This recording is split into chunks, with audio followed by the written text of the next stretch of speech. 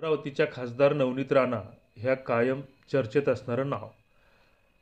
आता नवनीत राणा यांना मोठा झटका बसल्याचं मानलं जात आहे, कारण सुप्रीम कोर्टात महाराष्ट्र सरकारने मांडलेली भूमिका नवनीत राणा यांना धक्का देणारी ठरली आहे.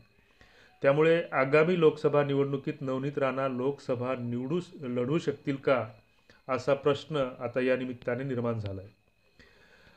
अमरावतीच्या खासदार नवनीत राणा यांना मोठा धक्का बसला असून त्यांचं जात प्रमाणपत्र देण्यास महाराष्ट्र सरकारने नकार दिला आहे. शीख चांभार दस्तऐवजाच्या आधारे मोची जातीचा दाखला देणं शक्य नाही असं सरकारकडून सांगण्यात आलं आहे. सुप्रीम कोर्टात तसा जबाब सरकारकडून देण्यात आला आहे आणि याबाबत महाराष्ट्र सरकारकडून स्पष्टीकरण देण्यात आलेलं आहे. त्यामुळे नवनीत राणा यांना मोठा धक्का बसल्याचं मानलं जात आहे. त्यामुळे नवनीत राणा यांना पुन्हा लोकसभा निवडणूक लढता येणार की नाही, असा प्रश्नच यामुळे उपस्थित झाला आहे.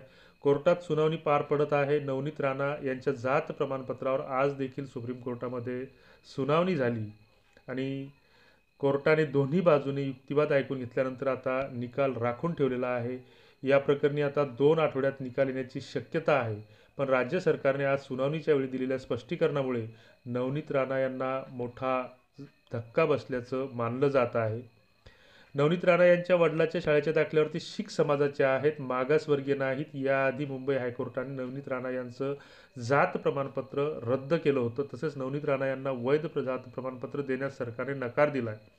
शीख चांभार दस्तऐवजाच्या आधारे मोची जातीचा दाखला देणं शक्य नाही असं आडसुळांच्या वकिलांनी म्हटलेलं आहे. तर सुप्रीम कोर्टाकडून महाराष्ट्र सरकारचं स्पष्टीकरण समोर आलं आहे. त्यामुळे हा नवनीत राणांना मोठा धक्का मानला जातोय. तर दुसरीकडे आमदार बच्चू कडू यांनी नवनीत राणा यांच्या विरोधात या प्रकरणावरून अनेकदा आवाज उठवला आहे.